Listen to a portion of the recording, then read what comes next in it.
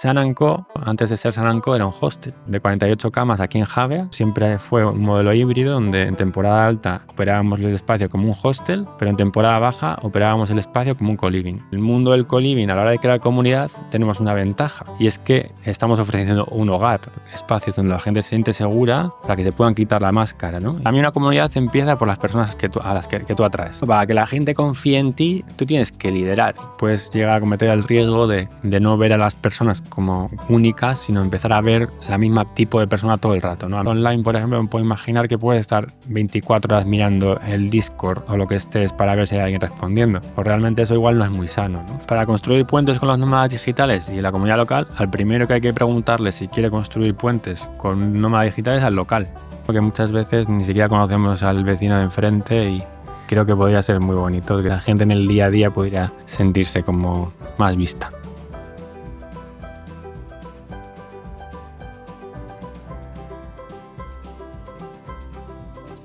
Jonor Maeche, bienvenido al podcast de Ciudad Comunidad. Muchas gracias, Javi. ¿Qué tal estás? Muy bien, muy contento de estar aquí. Me siento como en casa porque efectivamente... ¿Y tanto? ¿Dónde estamos? Estamos en mi oficina, aquí en Javea, o sea que vamos, no me puedo sentir más a gusto. Y yo también, porque para mí esto también representa un hogar o una segunda base al menos. Mi historia personal está muy entrelazada con este lugar, Javea, porque mi familia tiene una casa compartida aquí con diversos tíos, abuelos, etc. Y fue precisamente después que me mudé por primera vez. El primer alquiler que pagué en mi vida fue en San & Co. Ajá. Y a partir de ese momento mi vida cambió verdaderamente. Y por eso me hace mucha ilusión tener esta conversación, John, porque se siente como que a la vez se cierra un ciclo y se abre otro nuevo. Sí, pues a ver, lo hablábamos antes, ¿no? Yo creo que es muy bonito y para ti fue un momento de cambio, creo, esa experiencia que viviste aquí en Javea, en este co-living que yo cofundé en su día. Y creo que echando la vista atrás, para mí también fue un momento especial, ¿no? Creo que veníamos de la pandemia y bueno, pues yo creo que para mucha gente eran momentos especiales, pero echando la vista atrás sí que para mí también fue un momento especial. Y cuando me dijiste el otro día que estabas por aquí de nuevo, y además sabiendo que nuestros caminos en torno a las comunidades y a los negocios en este mundillo pues se alineaban después de 4 años, porque hace 4 años cuando nos conocimos no tanto, pero ahora mucho más, pues digo, joder, qué guay que poder compartir con alguien del mundillo un ratito y poder charlar de estas cosas. Sin duda. Y hay mucho que charlar, John, porque tú te describes como diseñador de experiencias de comunidad, ¿verdad? Sí. Yo desde pequeño, desde que acabé la universidad, creo que siempre me he visto muy conectado con las industrias creativas, pero nunca sin identificarme realmente con ningún nicho, ¿no? No sé si he hecho un poco de diseño gráfico, veía a la gente que diseñaba cosas, siempre me ha gustado el tema de los diseños, diseños de interiores, y yo creo que, que a lo largo de los años he empezado a sentir como un poco de envidia por el mundo del diseño, los service designers.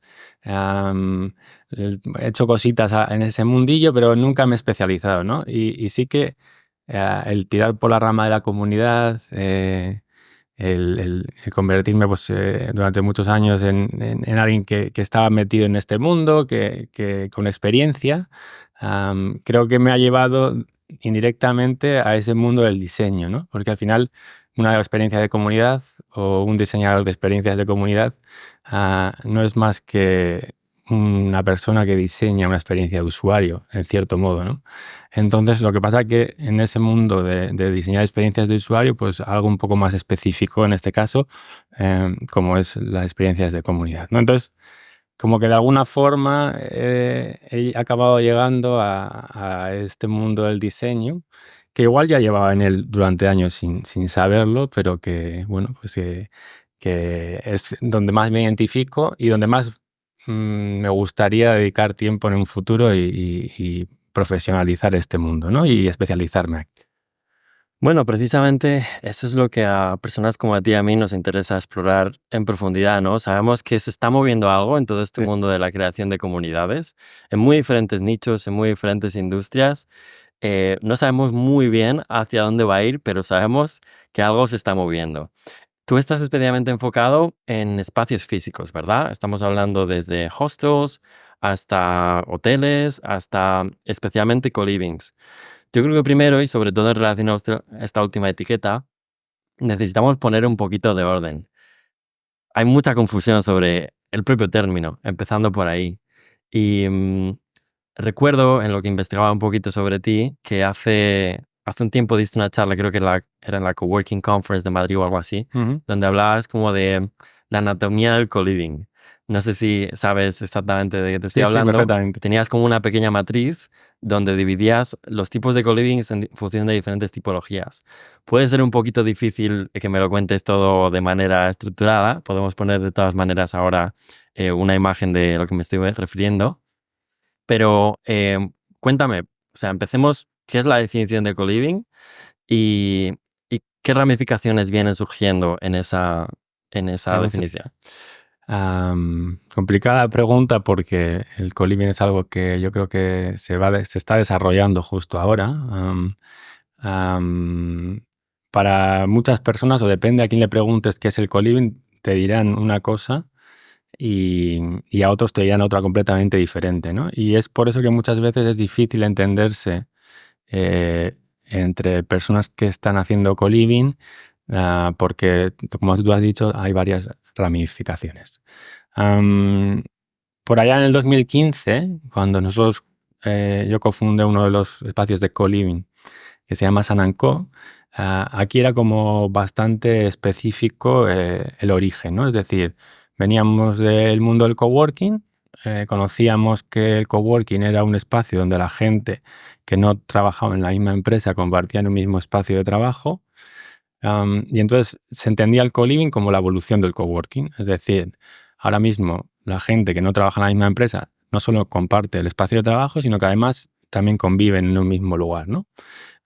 Y entonces era un enfoque muy claro, nómadas digitales, gente que teletrabaja y además con una necesidad muy clara, ¿no?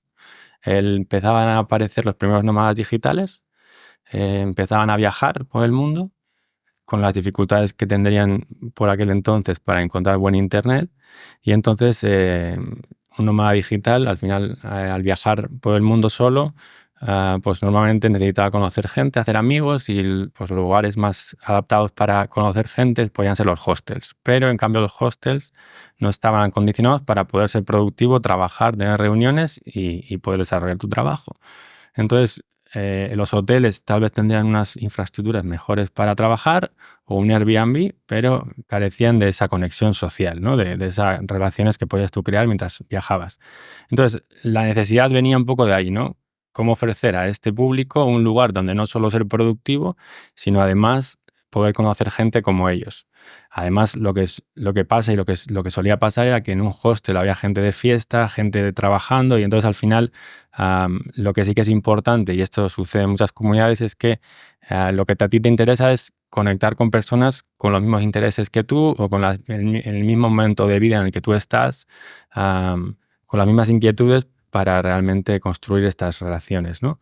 Y si igual estoy con un grupo de australianos que están de fiesta y yo estoy con 35 años ya trabajando en mi ordenador, pues al final, aunque vaya a conocer gente, no es el tipo de gente que yo quiero conocer en este momento de mi vida. En cambio, en un co-living sí que te acerca mucho más a ese tipo de perfil que se acerca más al momento de vida en el que tú estás y la gente con la que realmente quieres conectar. Pero a su vez hay una necesidad muy grande en las ciudades, es decir, cada vez es más difícil acceder al alquiler, lo estamos viendo todavía incluso más agravado. También se habla mucho de las ciudades que son muy solitarias. Entonces, aparecía otro tipo de co-living más residencial que no tenía prácticamente nada que ver con los nómadas digitales, que intentaba solucionar un problema, ¿no? Es decir, el acceso a la vivienda en las ciudades grandes, sabiendo que cada vez más gente estaba yéndose a las ciudades, y el realmente construir un lugar que pudiera conectar a gente con esas inquietudes similares, ¿no? Entonces, lo que se empezaba a explorar era una especie de residencia de estudiantes, pero para profesionales, ¿no? Porque prácticamente es muy similar, ¿no? Aunque con diferentes tipos de co-livings, unos más con apartamentos distribuidos alrededor de la ciudad, otros más un edificio con 100 habitaciones. Pero claro, esto es otra rama del co-living. Quiero decir, si yo a un nómada digital les recomiendo irse a un co-living residencial, en este caso, pues la gente que está en un co-living residencial tal vez esté estancias más largas, de 10 meses, 12 meses, con sus trabajos generalmente en la ciudad, sus rutinas diarias de tener que ir al trabajo, volver. Y un nómada digital pues va a estar 3 semanas en ese co-living trabajando desde el ordenador. Y entonces las necesidades que estos dos perfiles que tienen son diferentes, ¿no? A nivel social, a nivel de intensidad de las relaciones que quieren crear en un periodo de tiempo, ¿no? Entonces aquí aparece otro tipo de co-living, ¿no? ¿Qué pasa? Que el sector residencial, las necesidades de vivienda para este nicho son una oportunidad muchísimo más grande a nivel de inversión y de negocio que ha sido durante el año 2018 hasta ahora lo que ha ido creciendo, ¿no? De forma exponencial. Entonces yo en esta presentación sí que ponía un ejemplo del número de camas que existían en... Justo te quería mencionar eso, que es súper notorio. Yo no me imaginaba que podía existir una disparidad tan grande, ¿verdad? Hablabas de que había unas 35.000 camas en ese momento destinadas a ese co-living residencial, ¿verdad? Ujú, Quizá más por el sector del flex living, lo podríamos denominar, o el cohousing ujú, incluso. Y esa burbuja en la que tú y yo nos movemos, y algunos otros 4 gatos más, de los colivings nómadas y los colivings rurales, etcétera, etcétera, eran unas 400. sí. Es muchísimo más grande esa disparidad de lo que hubiéramos imaginado. Ujú. 400, que el número de 400 lo hice un poco a ojo, pero vamos, que en realidad el de 35.000 sí que lo cogí de una fuente fiable, pero el de 400 no. Por eso te digo, pero claro, hay un mundito de nómadas digitales que van viajando por el mundo, que para ellos el co-living es esto que hablábamos al principio de nómadas digitales, espacio de trabajo y vivir con otras personas. Pero ¿qué pasa? Que el mercado se está comiendo el término co-living, ¿no? Es decir, y que al final, incluso en los co-living awards, que son unos premios que se dan en el sector del co-living, que Ese de ahí, tenemos ahora uno ahí atrás. hablaremos, que Eh, Salanco se ha llevado 3 de ellos. Lo sí, comentamos después. vale. Y entonces, al final, incluso ellos, ¿no? Han ido categorizando este mercado del co-living, donde los premios principales, como el operador del año o el mejor marketing, o todos estos premios más genéricos, están destinados a co-living residenciales, que, para dar algún detalle más, pues son estancias de 12 meses. Generalmente pues suelen ser extranjeros que vienen a la ciudad y tienen pues es más fácil para ellos encontrar una cosa como un co-living residencial, sin saber. Me imagino que es muy difícil no venirse a una ciudad nueva y meterse en Idealista o en Fotocasa, empezar a buscar apartamentos compartidos, no sabes con quién vas a compartir, la burocracia y todo esto. Y un co-living más residencial lo que te favorece es eso, que tú llegas ahí, tú pagas una cantidad mensual y te incluyen todo, está en tu idioma explicado, todo bien, y luego además llegas ahí y de primeras ya conoces a gente que también acaba de llegar a la ciudad y que por lo tanto generalmente tienen más ganas de conocer a gente como tú, ¿no? Podríamos describirle también como un paso intermedio en algunos casos entre lo que es ese alquiler de largo plazo y la vida hosteo y todo eso, ¿no? Ujú, Creo que puede servir mucho a un perfil que busca integrarse en una ciudad, sobre todo un totalmente. perfil profesional, que pasa unos meses evaluando si quiere continuar invirtiendo su tiempo y crear relaciones en ese lugar. Y después de ese momento, donde además ya en ese co-living se ha encontrado una cierta infraestructura de comunidad y Ujú. encima esa integración fue relativamente fácil, es como eso, un paso intermedio entre estancia de corto plazo y estancia de largo plazo. Sí, exacto. Bueno, hay gente que, depende del tipo de co-living residencial, se puede llegar a quedar más tiempo que un año, pero generalmente sí, suele ser digamos, un testeo. No voy a probar esto, voy a llegar aquí, voy a aterrizar, como un soft landing de una persona que llega a una ciudad, ¿no? Entonces, ya para terminar lo de que mencionaba de los co-living awards, los premios más genéricos, digamos, son destinados al co-living residencial, y luego aparece una categoría ya hoy en día que es el Nomad Co-Living, ¿no? Y a mí me parece bien que se etiquete, porque esto va a ayudar en un futuro a la gente a encontrar realmente lo que quiere, ¿no? Porque si todos nos llamamos co-living y todos queremos defender lo que es co-living y lo que no, que es otro tema, pues será más difícil luego que sepamos categorizar estas cosas, ¿no? Entonces sí que a mí me parece que tiene sentido que aparezca una categoría que se llama Nomad Co-Living Y sí que todos los co-living para nómadas digitales aplican solamente a esa categoría. Igual ya no encajan en las categorías más genéricas, que creo que hay 14, pues de esas 14 uno es nomad co-living. El resto es co-living residencial y luego sí que aparece pues student co-living, que es una especie de residencia de estudiantes pero un poco más como actualizada. Y luego el rural co-living, pues como también añadiéndolo, ¿no?, a esta nube de co-living awards, en este caso, que sí que están como más destinados a lo que es la tendencia hoy en día, que va por ahí. Tenemos también los llamados co-seniors, ¿verdad? O sea, los co-livings enfocados Sí. a personas de mayor edad. No sé con quién hablaba recientemente, yo no sé si se lo escuchaba a Pablo Torres de Teduca, no tengo claro exactamente la fuente, pero decíamos que la etiqueta de co-senior no tenía futuro en cuanto a que eh, seguramente a esta gente mayor tampoco le gusta identificarse como senior. No sé si había que dar una vuelta de marketing o de branding tipo Puede ser. co-livings plata o algo así, esas cosas. No lo sé, pero bueno, al final, para mí lo interesante es que estamos viendo esta industria desarrollarse en tiempo real. Es, concretamente en España, es uno de los lugares donde más está despegando y realmente estamos formando parte de todo ese movimiento. Y quizá aquí por un momento podemos ir a San Co, a los orígenes de San Co. Y tú cofundaste ese proyecto junto con Eduardo, Sí. que es el arquitecto. Cuéntame un poquito la historia de San Co para contextualizar a la gente que nos está escuchando y explícame en las pinceladas que puedas qué sientes que hizo de esa experiencia de comunidad algo diferenciador frente a otros co-livings. Pues bueno, Saranco, como he dicho antes, se fundó en el año 2015. En el 2015 prácticamente no se hablaba de co-living. Nuestras referencias estaban una en las Islas Canarias, en Gran Canarias, que se llamaba Surf Office. Todo esto estamos hablando de co-living para nómadas digitales. Los primeros nómadas digitales ya empezaban a ir a Gran Canaria, pues por el tema del clima. Entonces ahí se empezó a ver un pequeño movimiento y yo creo que, igual me estoy metiendo la gamba, pero creo que la persona que inventó el término o que lanzó este término por primera vez llamado co-living era en las Islas Canarias Peter Favor de Surf Office. Igual estoy metiendo la gamba, pero es lo que yo entendí en su día. Luego había uno en Tagasut, en Marruecos, se llama Sandesk. No sé si había uno en San Diego, en Estados Unidos. Bueno, alguno más habría por ahí. El paso anterior a esto era una especie de hacker house, de programadores en San Francisco que vivían juntos. Entonces también había algo de co-living ahí, pero... De hecho, permíteme que te diga, porque esto es una historia personal también que he vivido.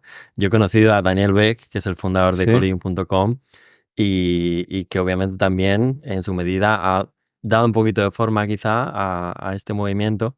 Y él me contó que precisamente él vio esas hacker houses. Ujú. Él vivió en ellas y vio que había un potencial sin cubrir y es cuando se metió a fuego. Yo no sé si podía ser 2012 incluso. Sí, seguramente, incluso antes también Incluso te antes. diría, no lo sé, Vale. no lo sé, la verdad. Perdona que te interrumpí. Igual la inspiración de este Peter de las Canarias venía también de ahí, ¿eh?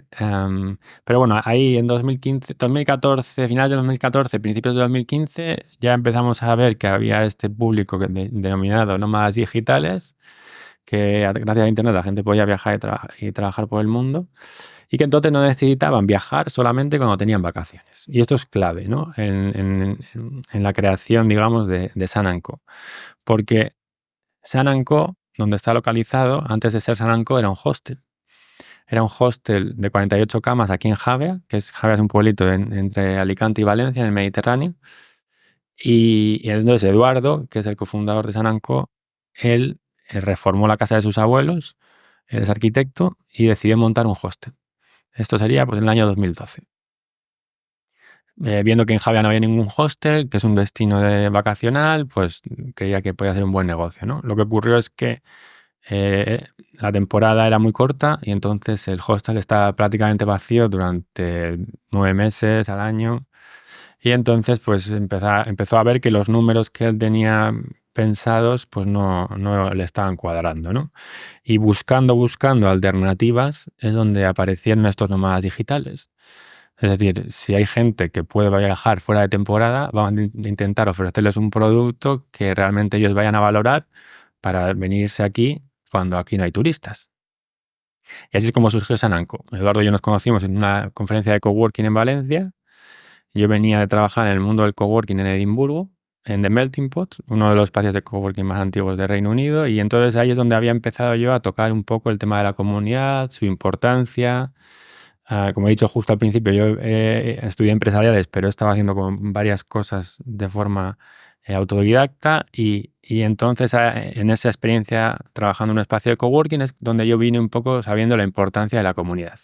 Y conocí a Eduardo, que tenía ya eh, pensado montar este Sananco para intentar atraer a nómadas digitales durante la temporada baja. Y entonces ahí es donde nos juntamos, ¿no? Digamos, su experiencia en gestionar un hostel, más la parte operacional de llevar el día a día tras esos 2-3 años desde que abrieron, y mi experiencia del mundo del coworking, de la parte de comunidad, fue como un match perfecto, ¿no? Para abrir Sananco. Y entonces, en el año 2015, surgió Sananco.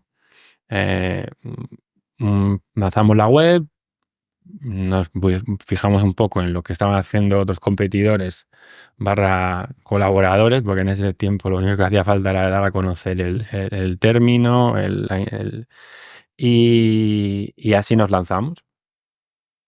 Claro, éramos dos personas que nunca habían trabajado en remoto antes, entonces tampoco teníamos muy claro cuáles eran las necesidades que podía tener un nómada digital.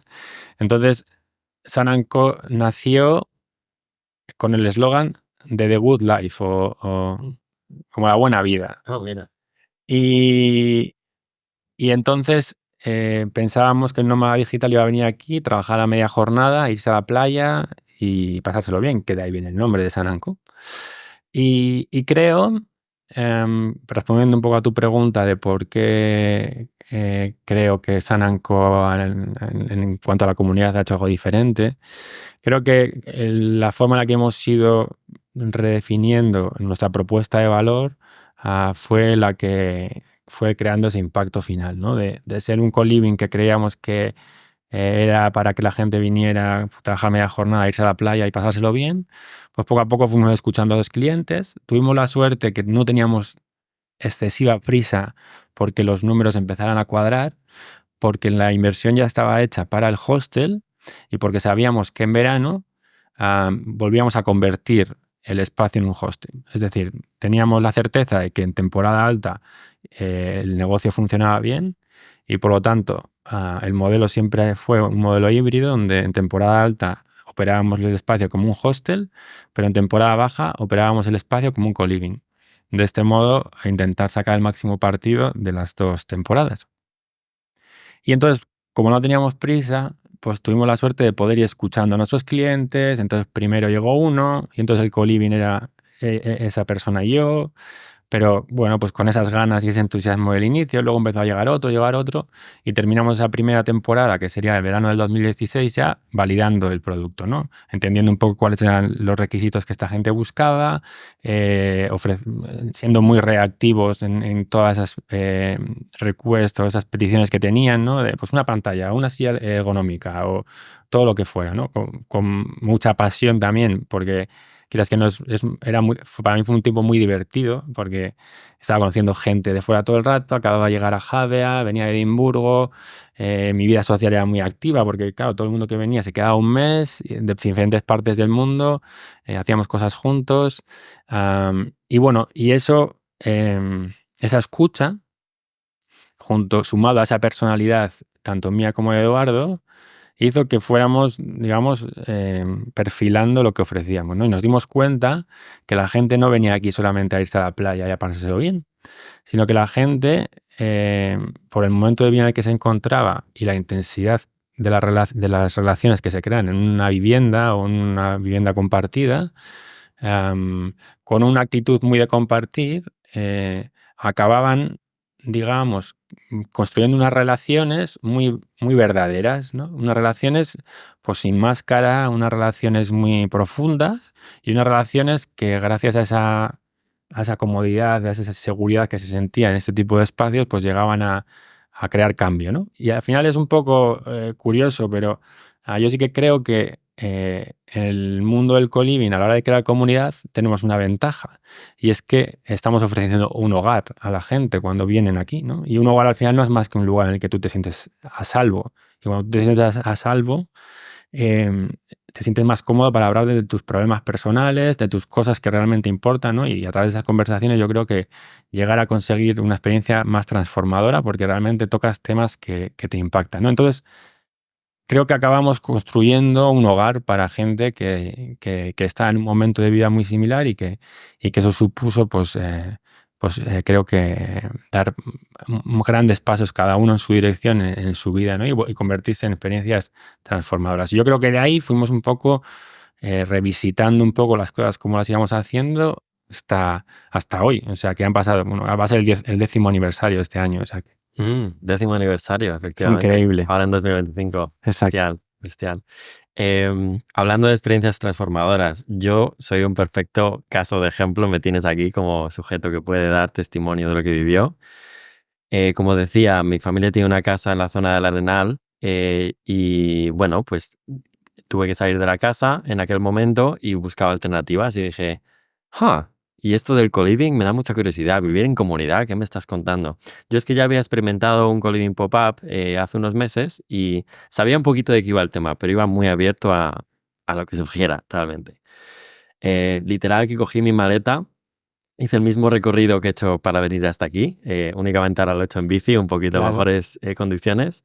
Lo hice en la maleta, se me rompió la maleta por el camino, pero vamos, eso fue nada más que una anécdota. Lo que quería recalcar era que me flipó cómo es posible cambiar tanto tu experiencia vital estando en, en otra zona del pueblo distinta. O sea, eran 3,5 kilómetros más acá. Yeah. ¿Cómo puede cambiar tanto tu realidad? Yo en aquel momento, de hecho, en esta otra casa estaba trabajando muy a full. Estaba en la época de 40 Plus League para mí, trabajando en remoto muy intenso. Y es cierto, continué trabajando en remoto intenso en San Anco, pero fue abrir las puertas y el recibimiento que se me dio y ver ese grupo que me abrió los brazos y que me hizo descubrir el potencial de este tipo de espacios, el potencial transformador. Em, y una vez más vamos a ese tema de la experiencia. O sea, ahí se producen cosas muy especiales. Em, ¿Te puedo hacer una pregunta antes a ti o claro, respondo adelante. primero? Gracias. ¿Por qué, o sea, por qué crees que para ti fue una experiencia transformadora? O sea, ¿cuál crees que fueron los elementos que, es decir, que hicieron que esa experiencia fuera transformadora para ti? Mm, Si sabrías decirme, ¿eh? sí, Si sé no, decirte. Em, muchas veces son detalles. Es asombroso, pero muchas veces son cosas muy pequeñitas, pero que marcan toda la diferencia. Estoy pensando, por ejemplo, en el propio recibimiento, en el onboarding. Recuerdo llegar a mi cama y tener una nota manuscrita por ti mismo, que a lo mejor si tengo la imagen incluso puedo mostrarla. Recuerdo una botella de vino en la cama también, que estaba ahí para luego obviamente llevarlo con el grupo y celebrar como la llegada de un nuevo miembro. Em, y multitud de detalles en toda la casa, pequeños espacios hechos de manera muy intencional para promover ese tipo de encuentros, algunas veces más íntimos, otras veces más enfocados en trabajo, otras veces más en compartir, otras veces más en celebrar, dependiendo de si es exterior, si es en interior, si hay más elementos naturales, si hay más elementos decorativos, si es más minimalista, etc. Entonces, en respuesta a por qué hizo mi experiencia especial, una parte son esos pequeños detalles y creo que hay mucha, no sé, es un arte y una ciencia todo eso. Pero en última instancia tengo que referirme a las personas, obviamente. Yo cuando me preguntan suelo decir que en San Co encontré, encontré oportunidades profesionales, encontré un mentor que me transformó la vida. ¿Te acordarás de Bas, el chico holandés? Pues continuó mi relación con él. Ah, mira, Sí, sí, sí. Es que nos fuimos justo consecutivamente a Anceu me por otros acuerdo. 2 meses y tuvimos un intercambio muy, muy especial. Em, y también encontré amor, al menos durante unas semanas, debo decir. No fue el amor de mi vida, pero fue una experiencia muy agradable. Y es como que este entorno cataliza tu desarrollo personal. Siempre suelo decir que es como estar con un, no sé, si en mi caso estoy a un 1x de velocidad de desarrollo personal, en un entorno como San Go, he podido estar al 5x o Ujú. el 10x, no lo sé. De verdad, creo que es asombroso. Ahí hay algo y quiero que me lo expliques, quiero entenderlo mejor. Y por eso estamos aquí, supongo. Sí, vale. Hay varios ángulos, ¿no? Am, para mí, como he dicho antes, creo que la clave mm, para que una comunidad sea transformadora es que haga que sus miembros se sientan completamente ellos mismos. Es decir, que el- cada una de esas personas que está ahí se sienta libre para poder ser ellos mismos, ¿no? Para estar en este espacio sin máscaras, sin tener que pretender ser otra persona para encajar, sin tener que pretender ser o mostrar lo que hacen para encajar, ¿no?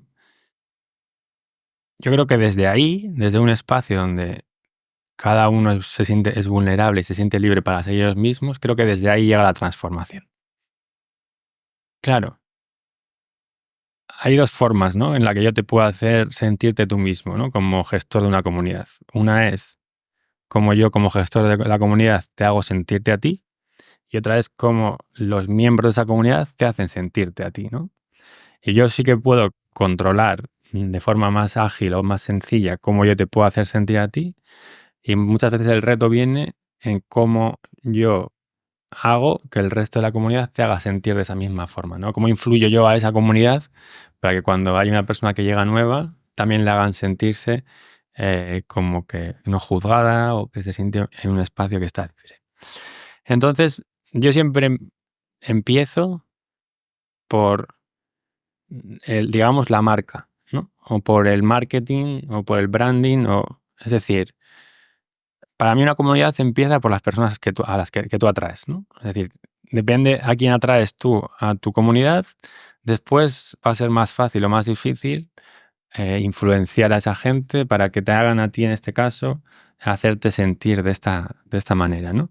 Si atraigo a la gente que no es la adecuada, pues luego voy a intentar implementar X estrategias de comunidad y no sé qué, que al final me va a costar un montón de trabajo, ¿no? En cambio, si yo soy capaz de atraer a las personas que realmente tienen que estar ahí, muchas veces con poquitos cambios ya la experiencia va a ser muy transformadora, ¿no? Y esto igual lo hemos visto en pisos compartidos, donde si la gente que está en ese piso pues tienen valores similares, principios, inquietudes, no lo sé, similares, joder, pues sin que haya un community manager en ese piso compartido, pues ya se llevan esas personas una experiencia transformadora, ¿no? En cambio, si ponemos un piso compartido a 3 personas y no tienen absolutamente nada que ver entre ellas, pues da igual que venga el mejor community manager del mundo ahí, que va a ser muy difícil. Entonces, para mí ese es el primer paso. Y yo creo que en este caso, justo en el que hablamos de San Co, creo que la localización es un gran factor a la hora de filtrar a la gente. Em, Esto suele pasar mucho en colivings, por ejemplo, que se encuentran en destinos más populares, que un destino más popular lo que va a hacer es atraer a gente más variopinta, porque la gente se siente atraída más por el destino que por lo que vaya a encontrar después como solución alojativa, ¿no? En este caso. Entonces, si estuviéramos, por ejemplo, en Lisboa o en Barcelona o en un sitio de nómadas digitales en Canggu o en Bali, pues igual sí que hay muchos nómadas digitales que se sentían atraídos por ese destino y luego su solución habitacional es lo que encuentran que es un coliving. Por lo tanto, ahí sí que podríamos tener gente más diferente, ¿no? Que busca cosas diferentes. Obviamente aquí entran luego las barreras de acceso que tú puedas poner, dependiendo un poco del filtrado que tú quieras generar, ¿no? Pero yo creo que en el caso de colivings que están en lugares más remotos y más desconocidos, creo que necesitas menos barreras de acceso porque solamente la intencionalidad que muestra alguien por encontrarte a ti o por buscar ese coliving en concreto que le ha hablado de él, pues ya hace que atraigas a un determinado público de gente, ¿no? En Sananco, por ejemplo, yo creo recordar, no, es que todas las reservas venían a través de la web. Es decir, no teníamos ninguna especie, no venían reservas por marketplace o por directorios. Entonces, ya era bastante barrera de acceso eso, porque la gente tenía que ir por la web a leer un poco lo que se hacía ahí y si le gustaba lo que se hacía ahí, pues hacían la reserva, ¿no? Esto aplicado a otras comunidades, pues me imagino que existen otros tipos de barreras de acceso, que me imagino que en el mundo de las comunidades se habla mucho, ¿no? Una puede ser el precio, depende del precio que tú tengas, si se hace entrevista o no se hace entrevista para entrar, los valores, qué tipo de valores se muestran, que muestra esa comunidad, si están bastante fijados o son un poco flexibles, ¿no? Entonces, bueno, para mí primero se empieza por las personas que tú atraes a una comunidad, ¿no? Luego está, em, digamos, cómo tú haces que esas personas se sientan cuidadas. ¿Por qué cuidadas y por qué es importante que esa persona se sienta cuidada? Y como tú ponías el ejemplo antes, ¿no? Es decir, tú llegas a San Anco, pongo el ejemplo de San Anco porque al final es el lugar en el que más años he estado, ¿no? Pero am, te puedo poner luego otros. Como tú llegas a San Anco y hay una carta escrita a mano, ¿no? O sea, ¿qué significa una carta escrita a mano personalizada? Una carta escrita a mano personalizada significa que tú no eres uno más, sino que tú eres único y especial, que estamos esperándote, que una botella de vino o una carta personalizada también significa que te estamos cuidando, ¿no? Que queremos que estés bien, que te sientas cuidado. Pero igual que esto, podemos hablar de un mensaje en el grupo presentando a ti, para que el resto del mundo sepa quién eres tú y que tú vienes, también es una forma de que te sientas cuidado, ¿no? Decir, hostia, pues esta gente se preocupa por mí, ¿no? Por ejemplo, lo contrario sería un auto-check-in, ¿no? Que tú llegas ahí. Y yo siempre digo que no hay sensación más extraña que tú llegas a una sala donde no te espera nadie, ¿no? Donde eres un extraño. Imagínate llegar a un co-living y que tocas la puerta, entras y te miran todos diciendo, ¿quién es este? ¿Qué hace aquí? Yo no sabía que venía nadie, ¿no? Eso es un poco lo opuesto a sentirse cuidado, creo. Y al final hay miles de herramientas, ¿no? Para que un miembro se sienta cuidado antes de llegar, incluso cuando llega. Y creo que cuando cuidamos algo, o sea, si yo cuido mucho este vaso y quiero que esté bien y quiero que no se rompa, al final lo estoy protegiendo, ¿no? Lo estoy protegiendo para que esté a gusto, ¿no? Y cuando tú proteges algo, al final lo que estás generando es un espacio seguro para este vaso, porque yo lo estoy cuidando, yo lo estoy protegiendo y al final es lo que queremos, ¿no? Queremos ofrecer espacios donde la gente se siente segura, donde la gente se siente protegida, para que se puedan quitar la máscara, ¿no? Y para que puedan ser ellos mismos, ¿no? Y creo que eso es una de las claves, ¿no? Al final, como hemos dicho antes, para mí una comunidad transformada es en aquella que la gente se puede sentir ellos mismos para poder, digamos, realmente llegar a donde les mueve, ¿no? Y ya por terminar con lo que para mí sería también determinante es cómo creamos una experiencia donde la gente se cuida entre ellos, ¿no? Cómo realmente, además de yo cuidarte a ti, cómo consigo que la gente de la comunidad se cuiden entre ellos, ¿no? Y creo que aquí hay millones de cosas también que se pueden hacer, pero bueno, creo que una de ellas es que creo que es determinante en el mundo de las comunidades, cómo podemos empoderar a esos miembros, ¿no? Para que no sean pasivos espectadores de lo que tú les ofreces, sino que sean activos creadores de lo que tiene que suceder, ¿no? Cómo podemos empoderar a esta gente o a los miembros para que sean ellos mismos los que tengan iniciativa, los que lideren actividades, los que tomen decisiones, porque al final eso lo que conlleva es un mayor sentimiento de pertenencia, pero a su vez ese empoderamiento, esa libertad de crear, lo que genera es un liderazgo. Ese liderazgo conlleva creación de cosas para el resto de la gente. Y al final cuando tú creas algo, imagínate que es una cena, una comida. Cuando cocinas algo, estás creando algo para que el resto lo disfrute, al final estás cuidando a la gente que está contigo, ¿no?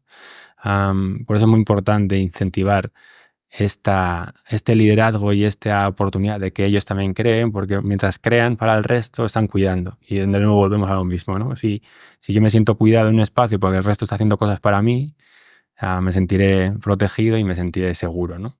Pero bueno, esos son 1000 cosas, ¿no? Estos son detalles, pero creo que hacen de una experiencia transformadora, ¿no? Y pensar en todo eso y cómo podemos crear oportunidades para cuidar, cómo podemos crear oportunidades para que se cuiden, creo que crean ese espacio, ¿no? Que queremos crear para crear un espacio seguro. Luego hay cosas, digamos, un poco menos profundas, ¿no? Que ya llegan, pues, qué tipos de eventos organizamos, qué tipos de espacios ofrecemos, pero un poco, digamos, la guinda para mí Mm. es esto que hablábamos. Ujú. Pensando en tu experiencia como community manager de San & Co y un poco para hacer una reflexión sobre este tiempo, em, y conectarlo con el punto anterior. A mí me ha dado la impresión y me da la impresión de que en este tipo de espacios se va creando una cierta cultura. Se crea como unas normas no escritas, se crea una serie de comportamientos que una vez se ven por primera vez, se replican la segunda vez y esas cosas empiezan a pasar solas, ¿no? Quizás al principio cuando ese community manager o en tu caso tú quizá tienes que ser más intencional sobre un poco este tipo de dinámicas y de comportamientos. Y luego quizá puedes ir soltando un poquito, sin Ujú. llegar a perder el rumbo, ¿no? Pero yo pienso que muchas personas sueñan con la idea de voy a crear una comunidad y la voy a poner en modo auto casi de inmediato, ¿no? Es como que puede ir sola. Y eso no podría estar más lejos de la realidad, ¿verdad? Em, Dime un poco qué pensamientos tienes en relación a esto y también, bueno, y luego te comento el segundo aspecto que quería mencionar sobre eso. Vale. Em, además, hace poco hacía una pregunta en LinkedIn, ¿no? No sé si la viste, pero ¿La del liderazgo? sí, la he liderado. Por favor, No, era adelante. una pregunta que me surgió a mí, digo, voy a preguntar a ver qué piensa la gente, ¿no? Si realmente para empezar una comunidad hace falta que haya una cara visible o si se podría empezar una comunidad sin que hubiera una cara visible. Em, Creo que la respuesta que a mí me nace es que hay que empujar en un inicio, ¿no? Am, Creo que hay que liderar con el ejemplo en este tipo de casos. Am, y sí que existe una relación también en que cuando la gente ve cómo tú te comportas y cuando la gente ve que como tú te comportas les beneficia, entonces ya están, digamos, queriendo sumarse al barco porque tú les estás ayudando, ¿no? Cuando tú como fundador de la comunidad empiezas a mostrar interés, a preocuparte por la gente, a intentar empujar esto que al final es valor para ellos, porque al final una comunidad no es más que un espacio donde los miembros de la comunidad consiguen coger valor, ¿no? de todo esto. Pero claro, para empezar, para que la gente confíe en ti, tienes que demostrar en un principio, creo. Y una vez que ellos ven que tú estás en el barco, que estás remando y que además esas remadas van en una dirección en la que a ellos les beneficia, entonces la gente se empieza a sumar, ¿no? Y yo creo que eso es determinante en un inicio. Yo siempre lo digo, al final los primeros que tenemos que cuidar son los community managers, ¿no? Porque se empieza cuidando, ¿no? Para que al final se disocie, porque al final una comunidad es un espacio donde unas personas pagan y otros también cobran, ¿no? Es decir, el gestor de la comunidad está recibiendo, pues, si es gratuita, no. Ujú. Pero si no es gratuita, yo te pago y tú me ofreces algo, ¿no? Esa es un poco la relación que tenemos generalmente en el mundo. eh, Al, eh, al menos en este espacio del que estamos Sí, hablando, en pero bueno, no, esta... generalmente suele pasar, ¿no? Yo voy a un hotel, pago y me dan una habitación. Entonces hay una transacción, ¿no? Vale. Yo voy al supermercado, compro una manzana y me la dan. Y hay una transacción. Claro, en una comunidad tenemos que salvar esa barrera, porque no es yo pago y me ofrecen algo. O hacerla más suave. Quizá no hacerla tan... Eso, que no sea una relación tan directamente transaccional, sino que hagas... No sé si había un concepto incluso que se llamaba reciprocidad por adelantado. Es el concepto de pay it forward, ¿no? Ajá. Es de... Sí, hay transacciones, pero no las canjeo inmediatamente. Es como que yo continúo sembrando porque sé y tengo la confianza de que la próxima persona o la próxima oportunidad que exista yo voy a obtener de vuelta, pero no lo haces mirando con lupa cómo actúa cada persona, porque eso realmente destruye ese sentimiento de Ujú, comunidad. exacto. Eh, y yo creo que ahí está la clave, ¿no? ¿Cómo salvamos? Porque en un inicio tú estás pagando y estás esperando algo, ¿no? Porque es como en un inicio en la comunidad, por lo menos, ¿no? Por eso es muy importante el cómo salvamos esa barrera, cómo la suavizamos, como tú dices. Porque al final la clave, yo creo que es que en una comunidad todos se sientan del mismo equipo. Es decir, desde el gestor de la comunidad como los miembros, todos se sientan parte de un mismo equipo, ¿no? Y que todos quieran remar en una misma dirección y que no unos digan, no, porque es que yo he pagado esto y no se me está ofreciendo esto y otra, no, porque es que este ha pagado y está pidiendo no sé qué. O sea, ¿cómo podemos conseguir que no se convierta en esa transacción de yo te pago y tú me ofreces una habitación de hotel, sino como yo pago por por este ente que me aporta tanto valor y es casi como si me estuviera pagando a mí mismo, ¿no? Es como si estuviera pagando a un saco que es como mío, ¿no? Y como, y eso es una cosa, es un reto, ¿no? Pero claro, para que la gente confíe en ti, tú tienes que liderar, yo creo, en un inicio. Tú tienes que demostrar, tú tienes que hacer que la gente confíe en ti. Y para que la gente confíe en ti, necesitas pues estar ahí y que te vean y, y hablar con la gente y que conozcan tus valores y que sepan que no estás intentando engañar a nadie y que lo haces por algo más grande que lo económico. Y cuando ya han empezado a confiar en ti, entonces empezarán a subir al barco contigo, ¿no? Entonces empezarán a sentir eso que hablábamos, ¿no? De que yo estoy poniendo este dinero, pero que yo estoy pagando esto para mí, no estoy pagando esto a esta persona, sino que estoy poniendo un dinero en este saco que es mío para que esto siga funcionando, ¿no? Y por eso creo que hay que empezar demostrando, hay que empezar haciendo que la gente confíe en ti. Sobre este punto del liderazgo, ¿te acuerdas de la cita de Lao Tzu? ¿Cuál? ¿Recuerdas? No sé si la tenéis precisamente escrita en alguna Sí, de las ventanas de San Go, ¿verdad? pues no sé, yo la tengo en mi LinkedIn. Ah, ¿es de tu LinkedIn? No lo sé si es la a Ah, que vale. no sé si es a la que Pues, te refieres, pero pues no sé si es la misma o no. A lo mejor ahora me he confundido. Pero bueno, habla de la idea de que un verdadero líder es como que está ahí, hace las cosas pasar, pero luego no se nota que está al mismo tiempo. O sea, está, pero no se nota que está. Em, es decir, tiene como esa elegancia de saber catalizar el cambio en la buena dirección y al mismo tiempo no atribuirse todo el mérito de que eso haya totalmente. ocurrido. Eso está en mi LinkedIn. Mm. Esa frase lleva conmigo 15 años y está siempre ahí. Y yo creo que seguramente si nos ponemos a analizar el por qué lleva ahí durante tanto tiempo y la relación que tiene con mi experiencia en el mundo del co-living, seguramente que podamos empezar a encontrar una relación que es interesante que la menciones, porque nunca la había pensado. Mm. Pero sí que tiene mucho que ver con mi personalidad, ¿no? El tema de eso, ¿no? Vamos en una dirección, vamos todos juntos y hablamos por los hechos, no por el camino, y luego cuando lo hemos conseguido decimos que lo hemos hecho entre todos, ¿no? Sin atribuirse, como tú decías, el éxito a uno mismo. Y yo creo que eso siempre ha estado ahí y en las comunidades pues creo Mm. que es determinante. O sea, que sí, es bonito que lo saques. Y a título personal, ¿cómo has lidiado con el hecho de tener ese estilo de vida social? O sea, como community manager de un co-living que tiene gente entrando y gente saliendo continuamente, donde al mismo tiempo estás liderando, pero como que no, donde estás dando un servicio, pero tú también te beneficias. A nivel emocional, ese rol me parece extremadamente demandante. Yo mismo lo he experimentado también, pero creo que tú lo has hecho a otro nivel, porque encima hablamos de una experiencia física Ujú. y de una experiencia transformadora en modo turbo, además.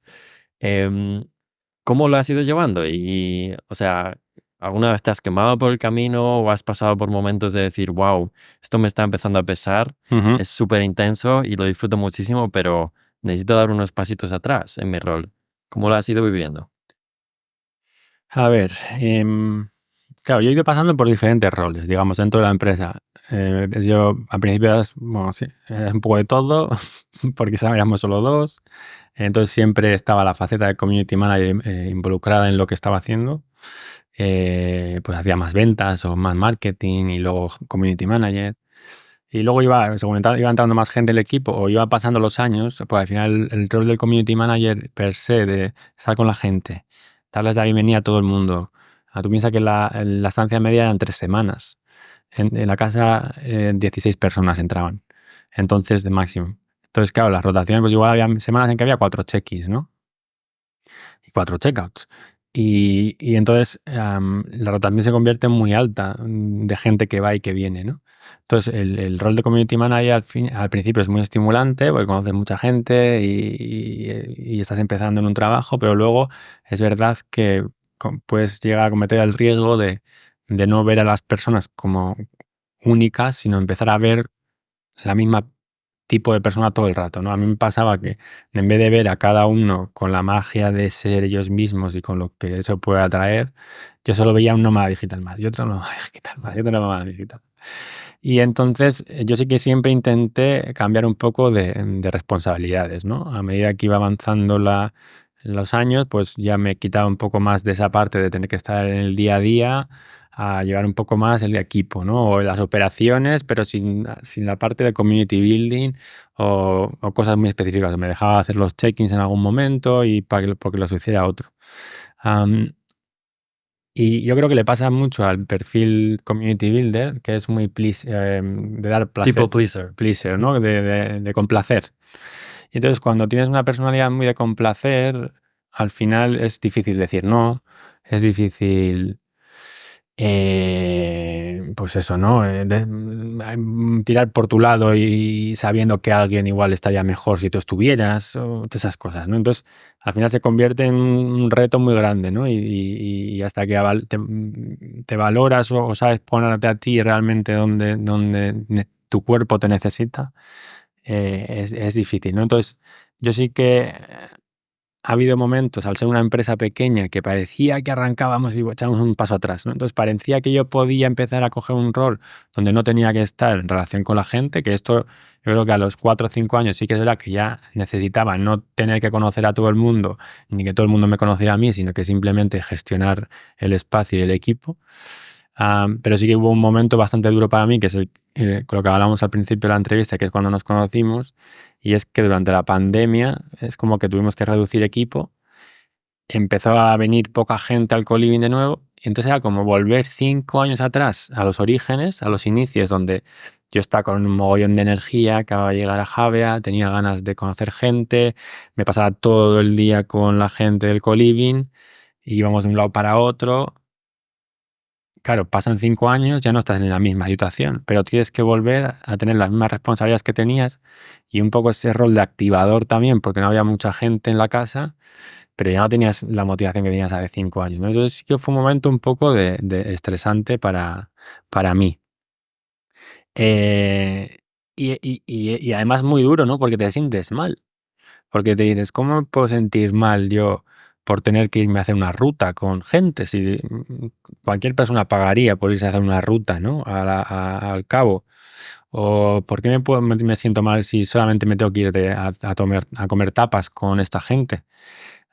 Entonces, ahí sí que empieza como hay un conflicto interno de decir, hostia, ¿por qué me está pasando esto? ¿Por qué me estoy sintiendo mal? ¿No? Y en realidad lo que te pasa es que, bueno, que no quieres tener que estar haciendo eso, ¿no? Que quieres estar haciendo otras cosas. Además, yo ya tenía pareja en ese momento, ya mi vida había pivotado completamente, había empezado a tener ya más relaciones en Jave, amigos, mi vida aquí, y al final un nómada digital no era más que una persona que venía cada 3 semanas y se iba, ¿no? Y entonces es verdad que para esa persona tú eras un referente, entonces sí que quería estar contigo porque, joder, porque era el que más sabía de la zona, eras una persona muy amable, pero claro, para ti ellos no son tan importantes, hablando en crudo, ¿no? Porque como esa persona cada semana vienen 3 o 4, ¿no? Y entonces eso era un conflicto bastante grande. Como una experiencia tan importante para ellos y lo que tú representabas para esa historia que estaban viviendo ellos, al contrario para mí, pues no era lo mismo, ¿no? Para mí sí que era muy relevante que esas personas, entre ellos, vivieron una experiencia muy impactante y que entre ellos crearan unos datos muy potentes y cómo yo construía ese espacio para que entre ellos se crearan esas experiencias, pero yo ya no quería estar dentro de la ecuación, ¿no? Yo quería estar fuera, yo no era parte de esa experiencia, ¿no?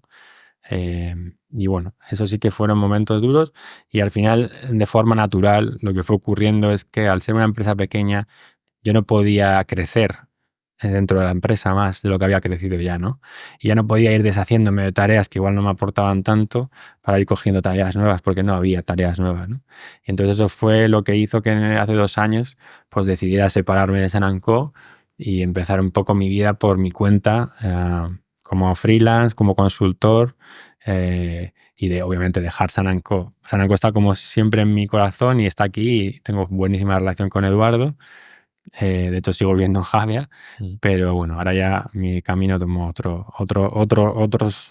otros lugares y además creo que también acabé un poco cansado de la gestión operativa, ¿no? Que al final no deja de ser un negocio de restauración o de hospitality, con servicio 24/7 en caso de que haya algún problema, tú siendo responsable y al final ese día a día, si hay quejas o si los vecinos se quejan o si la gente hace ruido, si uno le molesta al otro, al final es una cosa que te quema bastante y también era una intención mía separarme un poco de esa gestión operativa del día a día y centrarme un poco más en ese diseño de experiencias de usuario, esa parte más estratégica, más de comunidad, y por eso el cambio.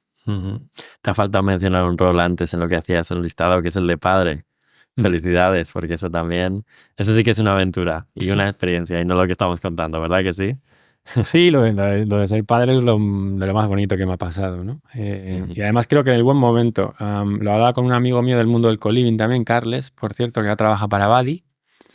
Y bueno, pues yo decía, ¿no? Joder, pues que me sentía como bastante valiente, ¿no? De haber dejado un trabajo más o menos estable para lanzarme, digamos, una aventura un poco más de incertidumbre, la del autónomo, la del freelance, pero que a su vez lo que me aporta es mucha libertad y mucho tiempo. Y al final, cuando tienes un niño, el mío ya tiene 1 año y 2 meses, pues lo que más valor tiene es el tiempo que pasas con él, ¿no? Y vamos, no puedo estar más orgulloso de haberme convertido, después de tropecientos años, desde que abrimos el co-living hasta ahora, de haberme convertido por fin en un remote worker o un trabajador en remoto, ¿no? Porque siempre tengo la coña de que he recibido a miles de nómadas digitales y gente que trabaja en remoto y yo era dependiente un poco del lugar que estaba y por fin me convertí yo también en uno de ellos. Te toca empezar una ruta ahora de co-livings por España y en cuanto cumpleaños 3 años ya estáis por ahí dando vueltas en furgoneta o como tú quieras. Gracias por compartirme tu experiencia. Me pongo los zapatos ahora de esos nuevos profesionales de las comunidades que van a surgir, especialmente en el sector flex living. Se lo escuchaba también decir a Javier Caro hace unos días en un webinar, le preguntaba por la experiencia de comunidad, de cómo era de importante. Y me dijo algo así como 98% de importante. Es como, sin eso no hay futuro para esta industria, ¿no? Es como que es el centro. Entonces nos encontramos con que está creciendo muchísimo esta industria, hay muchísima demanda, pero hay poquísima oferta de profesionales especializados en comunidad, entre los cuales, pues tanto tú como yo nos podríamos incluir, ¿no? Entonces, ¿qué consejos les darías a esos profesionales de comunidad que quizás se aventuran o están cerca de iniciar un proceso similar al que al que has terminado tú o vas quizás cerrando el ciclo como ese community manager? ¿Qué consejos les podríamos dar para que se les haga mejor el camino? Pues depende el tipo de community manager o el espacio en el que se conviertan en community managers. Yo, por ejemplo, empecé en el mundo del coworking y ahí tendríamos que darles algunas advertencias diferentes a las que puede ser en un co-living, ¿no? Para mí el camino si se convirtió de uno en algún momento fue un poco por no saber entender lo que yo necesito primero, ¿no? Y por no poner a mi cuerpo, digamos, en prioridad. Digamos, antes de pensar en lo que necesita la empresa o lo que necesita el cliente, primero poner un poco a mí en primer plano, ¿no? Pero no para siempre hacer lo que yo necesito, sino para ponerme en valor a mí primero, ¿no? Para decir, vale, para mí es importante ahora esto, pero sí que es verdad que entiendo que la urgencia que tiene la empresa en este momento es esta y por lo tanto no pasa nada porque decida hacer esto, ¿no? Y porque si tú sufres, la comunidad sufre. Si tú no tienes salud, la salud de la comunidad obviamente le va a impactar negativamente. Hay que empezar por ponerse la mascarilla primero y después la de los demás. Parece contraintuitivo, pero una y otra vez nos encontramos con esa lección. Yo siempre le decía a toda la gente de mi equipo, le he dicho que, claro, porque en el mundo del co-living en este caso, pues es muy intenso y está todo el mundo, toda la gente está haciendo planes todo el rato, hay planes todos los días. Y yo siempre le decía a la gente de mi equipo que es importante que tú vayas a esas actividades, a esos eventos, hagas esas cosas si realmente quieres. Porque no hay nada más valioso como estar con alguien que quiere estar contigo. Y no hay nada menos valioso, yo creo, que estar con alguien que no quiere estar contigo, ¿no? Ni para el que está, ni ni para la otra persona, ¿no? Es decir, para ti estar con alguien cuando no quiere estar ahí es una caca, una mierda. Pero que el valor que le estás aportando a la persona con la que estás, por estar ahí sin querer estarlo, también es una mierda. Obviamente, una cosa es lo que te apetece y otra cosa es lo que quieres hacer, ¿no? Es decir, yo creo que muchas veces la diferencia es que tú quieres hacer algo y entiendes que a pesar de que te apetecería estar en otro lugar, lo que quieres es estar aquí porque es lo que entiendes que es mejor para la empresa y en este momento es lo que realmente va a aportar valor. Y entonces no es cuestión de hacer siempre lo que te dé la gana, pero sí que es importante que si realmente tú no quieres estar aquí porque no te encuentras bien, porque te sientes con ansiedad, porque estás agobiado, porque estás pensando en otras cosas, que darle esa libertad a esa persona para no estar cuando no quiere estar, para que esté cuando quiera estar, ¿no? Y yo creo que eso es importante. A niveles más básicos, por ejemplo, yo un community manager nunca lo tendría viviendo en la casa donde están los clientes, porque creo que es importante en la misma línea diferenciar, ¿no? Y separar. Y yo creo que va un poco en la línea, ¿no? Marcarte tus propios límites. En una comunidad online, por ejemplo, me puedo imaginar que puedes estar 24 horas mirando el Discord o lo que estés para ver si hay alguien respondiendo. Pues realmente eso igual no es muy sano, ¿no? Yo, por ejemplo, tengo dos teléfonos, uno del trabajo y otro de empresa. Y intento evitar que si estoy haciendo la comida para mi hijo, pues no meterme al WhatsApp de la empresa porque quiero estar, y sé que lo que me hace bien es estar cocinando para mi hijo y meterme al WhatsApp personal si hiciera falta para ver cosas personales, ¿no? Y antes lo tenía todo junto y había momentos que era como, y esto se aplica a cualquier trabajo en realidad, pero era como, es que esto me está sacando del momento, me está haciendo enfadar, cuando no es el momento de enfadarse ahora mismo, ahora es el momento de estar tranquilo disfrutando de hacer la comida, ¿no?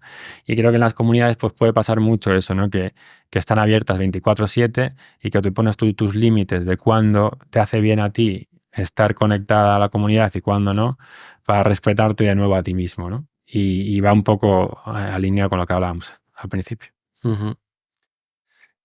Dando un pequeño salto hacia otro tema que hemos tocado antes de manera tangencial, visualizando un poco hacia dónde va la industria del co-living, ¿te ves capaz de hacer alguna predicción sobre cómo van a ser los próximos 10 años? ¿Has visto cómo han sido los 10 pasados? ¿Cómo visualizas que pueden ser los siguientes 10? El mundo del co-living. Sí. A ver, creo que aunque el co-living, nomad co-living, creo que se ha ralentizado un poco porque las empresas están ya volviendo a sus oficinas ya hace un tiempo, pero ofreciendo un modelo más híbrido donde te hacen todavía ir a la oficina, aunque sea 1 o 2 días, pero ya te marcan un poco la necesidad de tener que estar en destino. Creo que estamos viendo una especie de ralentización en este sentido, pero sí que parece que sigue creciendo el mercado del nomadismo digital Y creo que seguirán apareciendo más players de co-living para nómadas digitales en diferentes lugares del mundo. Si le movemos un poco más al mundo residencial, creo que ha habido un pivotaje ahora con el tema del flex living. Y para mucha gente todavía es muy confuso, ¿no? ¿Qué es co-living, qué no es co-living? Pero creo que el término de flex living lo hace más sencillo de posicionarse, entender, e incluso creo que le hace bien hasta el co-living, ¿no? Porque me parece genial, además, que no todos tienen que ser co-living. Como entiendo yo, el flex living es que no está este componente de comunidad, pero sí que tú llegas, no tienes que alquilar durante un año, simplemente alquilas durante un mes, 2 meses, 3 meses, pagas un precio y tienes todo incluido y es muy ágil, ¿no? Pues si vas a estar en una ciudad 4 meses, pues pum, te quedas 4 meses y igual no hay un componente de comunidad tan claro, pero tienes esas comodidades, ¿no? Y luego está el co-living, que digamos, yo lo entiendo en el mercado residencial como un flex living, pero como un componente de comunidad. Am, Creo que esto es interesante y creo que van a aparecer muchos flex living en este sentido. Am, por un lado, porque, y me lo decía justo Carles el otro día en la llamada, es como que la comunidad es lo que se pone lo último. Como que primero se pone lo último porque tampoco existen conocimientos suficientes como para saber dónde ponerlo, ¿no? Y porque tampoco la gente sabe realmente qué significa comunidad. Y yo creo que... Claro, y porque es como una capa de valor añadido que viene... Es extraño porque al mismo tiempo es como la base y la Ujú, infraestructura de todo, pero a nivel de servicio es como cuando ya está todo montado, entonces empiezas a pensar en la exacto. comunidad. Y eso es un... Claro, para mí la comunidad, eh, digamos que se diseña a lo largo de toda la fase, desde como hemos hablado al principio, desde la marca, desde el diseño de los espacios. Yo, por ejemplo, el otro día tuve una reunión con un equipo, unas personas que querían montar un co-living, pero ya tenían los planos realizados, ¿no? O Mm, sea, perdona, querían montar un co-living y me querían contactar a mí para diseñar la comunidad, pero ya tenían los planos en pie y ya se había decidido qué espacios iban a ser para compartir y cuáles no. ok. Y después era cuando iban a meter el componente de comunidad, ¿no? Y claro, ¿Y tú sientes que en ese momento te habían involucrado como demasiado tarde a es la hora de tarde. diseñar esa experiencia? Claro, desde luego que es tarde, no es imposible, se puede hacer mucho todavía, pero es una falta de concepto, ¿no? Creo que nos queda muchísimo camino por educar, por dar a conocer el valor que realmente tiene una comunidad, por dar a conocer el valor que tiene una comunidad si se implementa desde una fase mucho más inicial, pero es que tampoco estamos inventando la rueda. Quiero decir que si tú contratas a una experiencia de diseño de servicios, seguramente la empresa de diseño de servicios antes de montar este coliving o este hotel, también te habrían pedido que les involucras desde mucho antes para hacer una investigación, para entender realmente cuáles son las necesidades del cliente, dependiendo de las necesidades del cliente, empezar a elaborar un poco ese plano de la forma de construir todo esto, ¿no? Pues en la comunidad es lo mismo, ¿no? Quiero decir, eh, yo creo que tiramos todavía en el mundo, en algunos sectores de intuición, ¿no? Pues como la soledad, los índices de soledad y la gente joven, pues vamos a hacer un co-living y entonces aquí la zona común, por aquí va un coworking y tal, y es como, ¿sabes? Y ni siquiera tú eres el público objetivo de ese espacio, ¿no? En fin, entonces, creo que poco a poco se le irá dando más valor a la comunidad. Am, Creo que cuanto más players existan en el mundo del co-living, mayor tendrá que ser la diferenciación que exista entre unos y otros, y no valdrá Ujú. solamente con precio y diseño de interiores, sino que el factor de comunidad empezará a coger cada vez más valor y por lo tanto habrá que empezar a diseñar bien qué es esa comunidad, qué tipo de valor aporta esa gente con la que convives y cómo se asocia la marca a esa propuesta de valor de comunidad, ¿no? Pero creo que eso, ¿no? Creo que la gente va tirando un poco creo que de momento estamos pues hay que hacer camas bonitas y luego hay que venderlas a un precio competitivo en el mercado y luego ya lo demás ya ahora mismo no es prioritario, ¿no? Igual esto existe porque como ahí existe una demanda tan grande, las habitaciones se consiguen, me imagino, llenar sin necesidad de añadir esa Claro. capa de comunidad, ¿no? Y que luego tampoco se introduce en el modelo de negocio. O sea, cuando la gente hace sus números, no introducen esa capa de comunidad en sus números y entonces involucran en esa rentabilidad a esa persona o esas personas que están dedicando ese tiempo y lo que eso cuesta a generar esa comunidad. No forma parte del business plan, ni mucho menos. Entonces, es como difícil, ¿no? Entender y integrarlo. Llega tarde y llega como un add-on, como una capa de valor adicional, Exacto. pero no como, como decíamos antes, parte de la estructura, parte del origen, parte del modelo de negocio. Em, Saltando a otro tema, si te parece, Ujú, que también es relevante y este es interesante, spicy.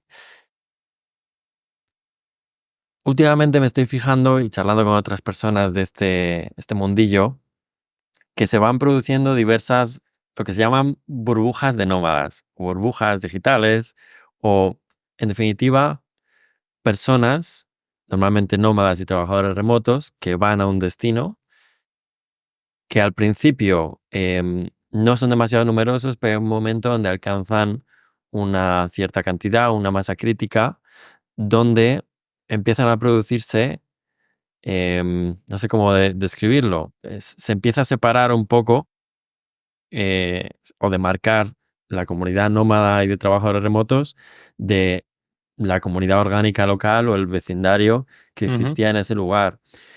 Si pensamos incluso un paso más allá con el tema de la migración, que hoy en día es que vayas donde vayas, pues hay migrantes en todas partes, ¿no? Es simplemente lo que es.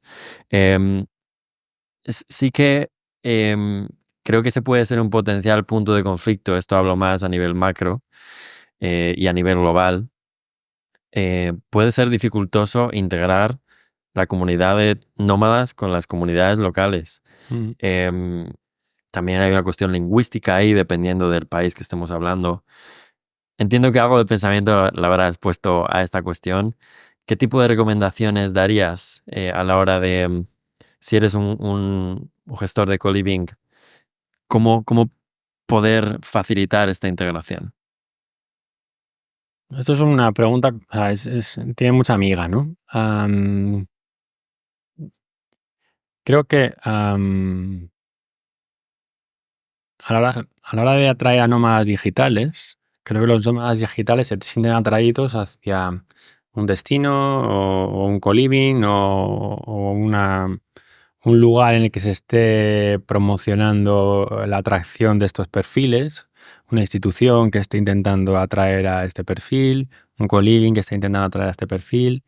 Ah, entonces creo que desde ahí hay un trabajo de intencionalidad muy grande, ¿no? Es decir, hasta qué punto al co-living que atrae a esos nómadas digitales o a esa institución que atrae o quiere atraer a esos nómadas digitales le interesa la integración con el pueblo local o con los locales, ¿no? Am, Porque los nómadas necesitan puentes, o sea, porque ellos van a estar viviendo un mes en ese destino y o se les construye puentes para que realmente puedan tener un impacto y una integración con el mundo local, o si no es imposible. Am, si no es imposible, si no ya estaríamos hablando de un perfil más expat, que sí que se ha decidido venir aquí, en este caso a Javea, por ejemplo, y se ha quedado un año o 2 años y habría que ver cómo se integra con la economía, con la gente local, ¿no? Pero cuando hablamos de nómadas digitales sí que necesita haber una institución o un co-living que lance esos puentes. Que tú llegues aquí sabiendo bien que ese destino está muy marcado por la integración local que existe entre los nómadas y los locales y que hay un montón de iniciativas que promueven esa integración local. Yo trabajo como asesor para Rural, que es un co-living De Juan Barbet. de Juan Barbet, que sería interesante Un que saludo desde aquí, lo ya te entrevistaré, no te preocupes. entrevistara. Y entonces el proyecto de Rural es un proyecto de un impacto social muy, muy potente, muy bonito y con mucha intención, que es lo que hablábamos al principio, ¿no? Incluso me parece muy interesante que en el centro, digamos, en el núcleo de la experiencia, no están los nómadas, como pasa en muchas propuestas de instituciones o muchos espacios de co-living, ¿no? Lo que en Saranco, por ejemplo, sin ir más lejos, el núcleo central de la experiencia son los nómadas y alrededor de esos se construye un poco la experiencia. Aquí el núcleo central son la gente local del pueblo, ¿no? En este caso, Rural es un proyecto de co-living rural que tenemos en Benarrabá, en el sur de España, en la provincia de Málaga. Y en el centro está la gente del pueblo. Y alrededor de la gente del pueblo se construye toda la experiencia, ¿no? Por lo tanto, ya solamente la intención que se le está poniendo a eso, obviamente te da a entender que el impacto y la integración de la gente de fuera con la de dentro tiene que existir, si no, no existiría, digamos, este proyecto, ¿no? Y por lo tanto existen muchos puentes, ¿no? Entre la gente que viene de fuera y la gente local para que esto suceda. Y a su vez también se atrae a un montón de gente, en este caso a Rural, que sabe de las intenciones que existen en este tipo de proyectos y por lo tanto que también le mueven o le interesa conectar con la comunidad local, ¿no? Entonces existe un tema o sea, depende de la intención que tú le pongas a esa integración, hay tanto un marketing o una atracción que existe o que tú expones para atraer a ese tipo de perfiles que están interesados en mezclarse con la gente local y luego están esos puentes que tú construyes para que eso suceda, ¿no? Si no, si no lanzas esos puentes y si no pones esa intención, pues luego es muy difícil que un nómada digital venga aquí a Javea y diga, vale, pues venga, voy a impactar en el local. Pues al final no lo haces. Tú te juntas con la gente que acabas de conocer, que tiene las mismas ganas de conocerte a ti que tú a ellos, vives una experiencia muy intensa con ellos y te vas. Entonces, bueno. Sí, me resuena mucho este tema y creo que cobrará incluso más y más importancia en los próximos años, porque esto que está surgiendo ahora mismo en localidades muy concretas va a ir ocurriendo a mayor escala en más y más lugares. Puedo hablar en un momento de mi experiencia personal, porque no sé si lo sabes, pero yo viví durante 6 meses en Bulgaria, concretamente en Bansko, que es un destino nómada digital. Bueno, fíjate cómo lo he descrito, destino nómada digital. A ver, no, es una localidad de Bulgaria de 10.000 habitantes en las montañas y con un atractivo bastante fuerte hacia la gente que busca hacer esquí en el invierno. Lo que pasa es que se ha desestacionalizado un poco por diferentes coworkings que se han establecido allí en los pasados años y se ha ido convirtiendo en un destino interesante para ese perfil trabajador remoto. Y yo he de decir que mi experiencia ha sido muy buena, pero es cierto que detecto este tipo de problemáticas y que sí. Yo he regresado 2 veranos y es como que el primer verano mi experiencia fue buena, el segundo también, pero es como no hay demasiada gente aquí y, y esos puentes no existían o existían, no existen, es decir, hay que hacer trabajo en construirlos y en establecer esos cimientos. Y es curioso, perdona, porque cierro el círculo que tengo aquí algo Sí, sí, por interesante que favor. decir. Volver a Javea después, y yo Javea pues ha sido un lugar que he venido desde que era chiquitito, iba a la playa, etcétera, etcétera, y sí era un destino con cierta atención internacional, pero han pasado casi, bueno, 20 años desde entonces y esto ha cambiado muchísimo, esto ha cambiado muchísimo. Y yo mismo estoy detectando, especialmente en estos momentos, estamos en octubre de 2024, estoy detectando que yo mismo me siento un poco desplazado en este espacio.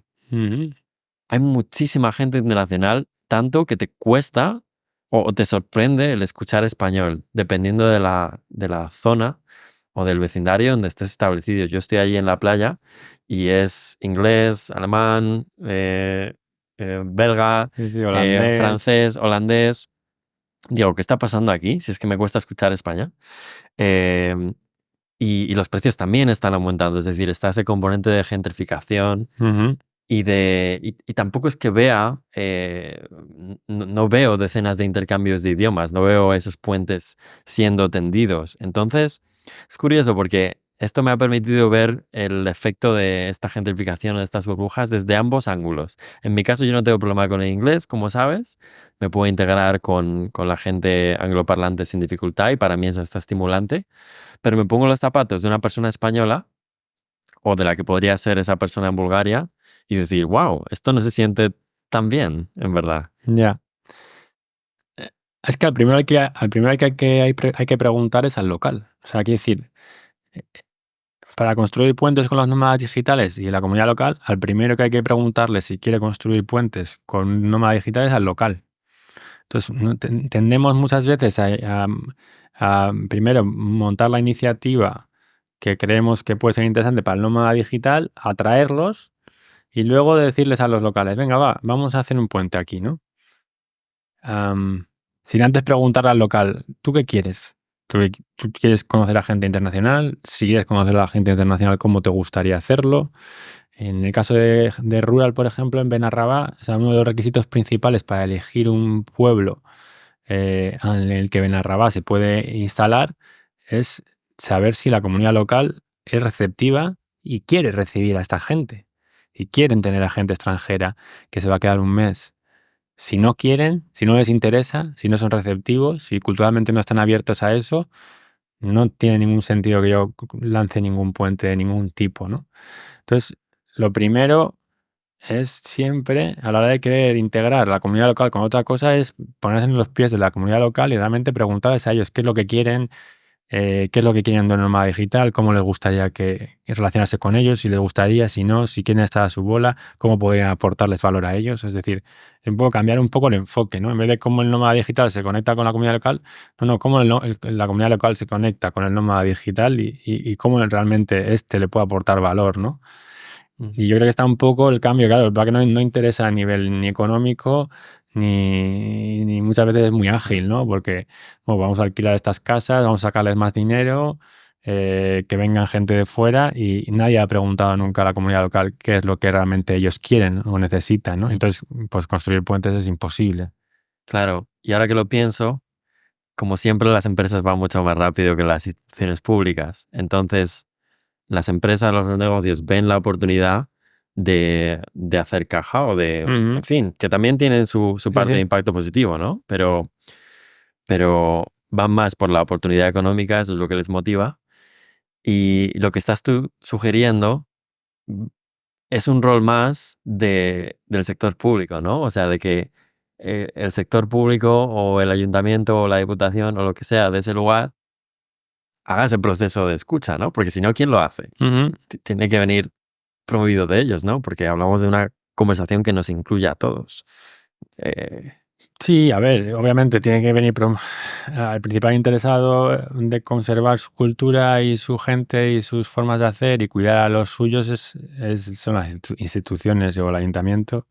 Pero bueno, yo también creo que va muy conectado a los valores también que pueda tener la gente que hace esto, ¿no? Es decir, si yo estoy viviendo en Javea y tengo un apartamento y veo que la gente que está aquí tiene dificultades para alquilar para buscar un alquiler porque todos los alquileres son de temporada y la gente saca provecho de poder alquilarlo de septiembre hasta junio como temporada de curso, digamos, y luego hacer vacacional durante el verano para sacar más dinero.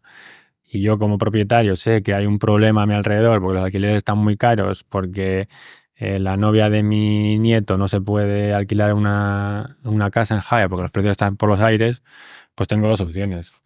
Una, o digo, no, pues que como todo el mundo lo hace, yo también lo voy a hacer. O dos, decir, bueno, pues el impacto que yo puedo generar aquí y el que tengo en mis manos es pequeñito, es este, pero pues yo me siento mejor y si se lo alquilo a alguien durante todo el año a un precio más acorde, ¿no? Eso también va, digamos, en los valores de cada uno. Pero bueno, yo creo que también tenemos una cultura muy de, pues si el de al lado lo hace, yo también, ¿no? Y pues así nos va, creo. bueno, al menos, bueno, queremos pensar que estamos remando hacia la buena dirección, o en ello andamos. Em, Hemos tocado muchas cosas. Hemos tocado muchas cosas, John. Súper interesante. Antes de ir cerrando, ¿te parece si me hablas, al menos me das una pincelada, un minuto de dos proyectos que no hemos tocado todavía? Estoy pensando uno en Nomadico y otro Livoto. ¿Te parece contarme un par de minutos de cada uno de ellos? Vale. De Livoto no te puedo contar mucho porque está en stand-by. En realidad es un proyecto que nació de la mano de 4 colivings referentes, colivings para nómadas digitales referentes. Y de hecho iba un poco de la mano de intentar asociarnos para destacar en esa nube de coliving que estaba yendo hacia un camino más residencial e intentar posicionarnos en el mercado de los nómadas para que entendieran ellos que, vale, este tipo de co-living es lo que te ofrecen este tipo de cosas y no te pierdas, porque si te pones a buscar co-living te vas a acabar en residencial. Entonces, ese está en stand-by y ese no me dedico nada ahora.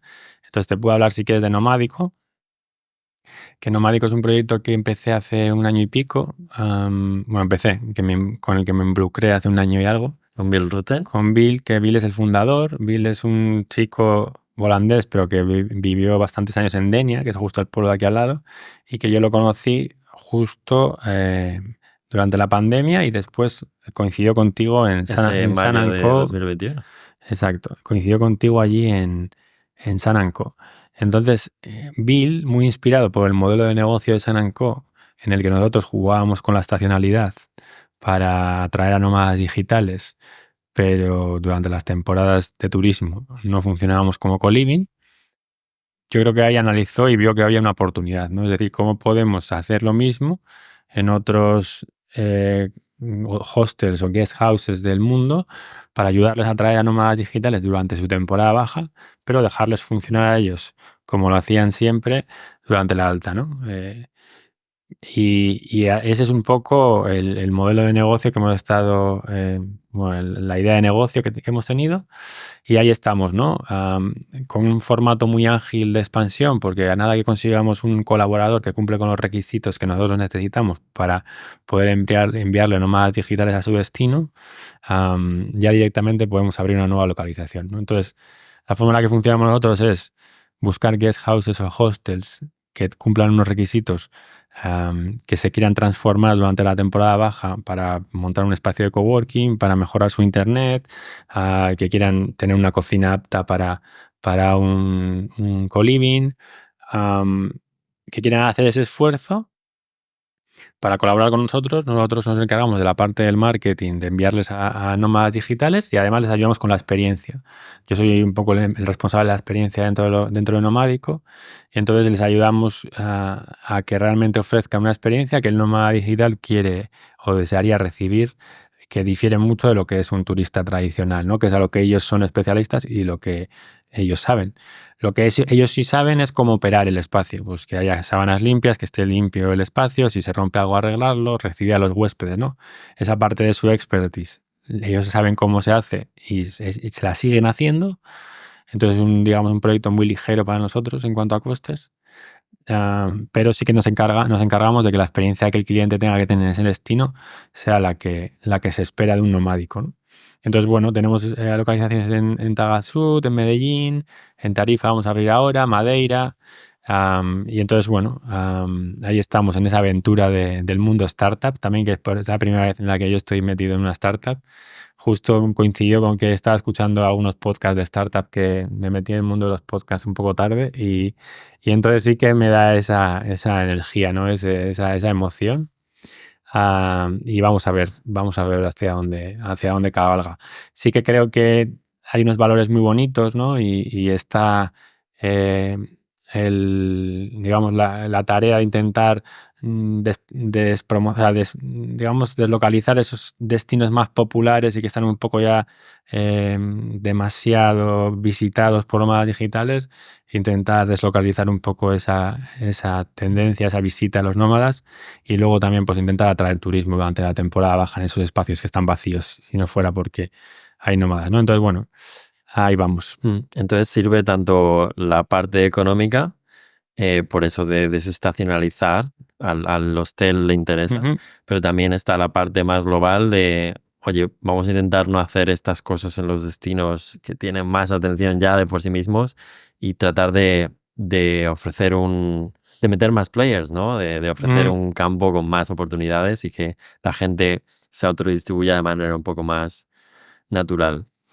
Esa es la idea. Sí. Vamos poco a poco, pero esa es la idea. La historia de Bill también es curiosa porque él fue el Head of Coworking en Sí. Selina, que es esta empresa masiva que alcanzó una capitalización de unos 2 o 3 billones de euros, Ujú. ¿verdad? O sea, una cosa muy loca, que hemos visto hace poquitos meses cómo ha colapsado toda la empresa. Me hace pensar en ese modelo también de WeWork, que eso sí que es un caso de estudio, vamos, digno de estudio. Sí. Entiendo y espero que Nomadico no vaya a poder esta dirección, que precisamente Bill ya tenía, y yo recuerdo hablar con él en esos momentos de decir, es que no quiero cometer ese mismo error, ¿no? O estoy viendo estas cosas que no funcionan y esta experiencia deja muchísimo que desear. Yo mismo formé parte de un Selina durante un mes en Reino Unido, Ajá. en Birmingham, y tuve muy mala experiencia, Ya. o al menos muy mala experiencia de comunidad. Luego digamos que Sí. adapté mi estilo de vida un poquito a eso, y pasé un buen mes entre que iba al gimnasio y también que me hice mejor amigo de los recepcionistas, literal. Que de alguna manera serían como los responsables de comunidad allí, ¿no? Ya. Pero es que literal que es que todo el mundo rotaba. No había gente quedándose de largo plazo como yo. Y para mí eso fue una decepción, pero también fue un aprendizaje de cómo no hacer las cosas. Ya. ¿Sí? O sea Sí, que sí. fue inspirador. O sea, que fuiste a Selina pensando que iba a ser como una especie de co-living en Birmingham. Sí, Vale. posiblemente muy, muy naif por mi parte. No había estado en Reino Unido en periodos largos y tenía ganas de verlo. Precisamente encontré esto en la página de coliving.com Ostras. y sí, ves como todas las historias se entrelazan, ¿no? Y yo en aquel momento me enojé esos primeros 2, 3 días de desajuste o de extrema decepción con la experiencia, porque la gente iba allí a pasar la noche y de fiesta, y yo era el único que estaba en una habitación compartida, y me pasé ahí durante un mes, Wow. pero tipo hostel, o sea, y en Birmingham, que no es Ya. una ciudad hospitalaria en absoluto, es muy Ya. industrial, muy decadente. Y bueno, quiero decir, eso me enseñó, pero en aquel momento sí que me afectó un poco, además por otros asuntos personales.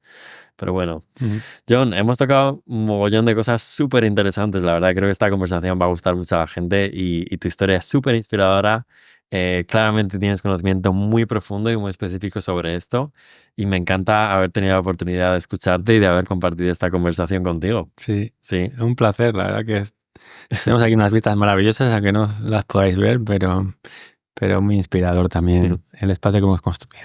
¿Alguna cosa más que te venga a la mente? ¿Cosas que quieras sacar, que quieras mencionar? ¿Algún comentario para ir cerrando?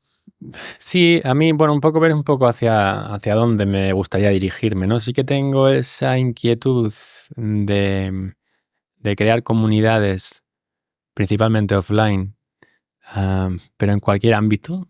O sea, creo que lo que llevo aprendiendo que es aplicable al mundo del co-living, mi experiencia también en el mundo del coworking, pero al final las relaciones entre personas y el impacto que pueden generar estas relaciones creo que se pueden aplicar a diferentes ámbitos y eso me encantaría poder hacerlo transversal y que no estuviéramos creando comunidades solamente en espacios de co-living o de coworking, sino que también estuviéramos creando comunidades en bares, en hoteles, en hostels.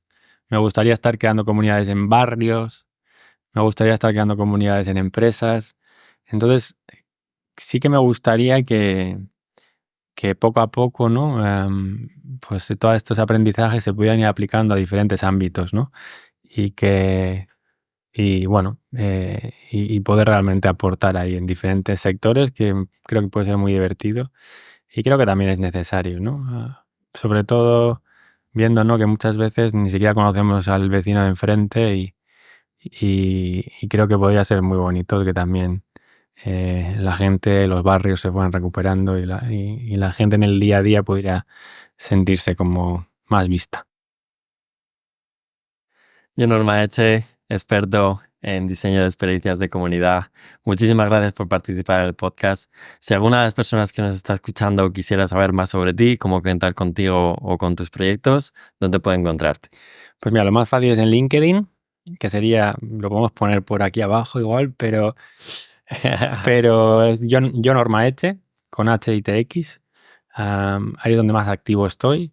Y luego hay un proyecto que me gustaría que poco a poco fuera despegando, que se llama makethemconnect.com. Y bueno, ahí también, tanto en LinkedIn como en la propia web, pueden echar un vistazo. Y nada, y que cualquier cosa, cualquier mensaje, cualquier propuesta, vamos, que estoy abierto, que ahora, pues eso, el camino que llevo es el de crear y ayudar a otras empresas a construir comunidades. En ello andamos, John. Muchísimas gracias Nada. y un placer charlar hoy contigo. Nada, un placer, Vamos Javi. a seguir con el domingo por la mañana. Es verdad, el domingo por la mañana aquí como Eso campeones. es. Aquí estamos, trabajando duro, pero disfrutando. Eso es. Que por eso hacemos las cosas. Pues nada. Gracias, John. Nada, gracias. Chao.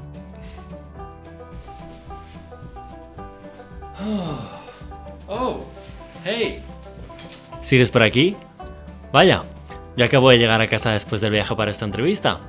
Si te ha gustado esta conversación y quieres más contenido de comunidades como este, agradecería muchísimo que me dieses tu apoyo en la forma de like, comentario o suscripción al canal de YouTube. Cualquier cosa que me haga saber que continúe haciendo lo que estoy haciendo. Y si te ha gustado esta conversación, estoy convencido de que esta de aquí te va a encantar. ¡Vamos! ¡Dale!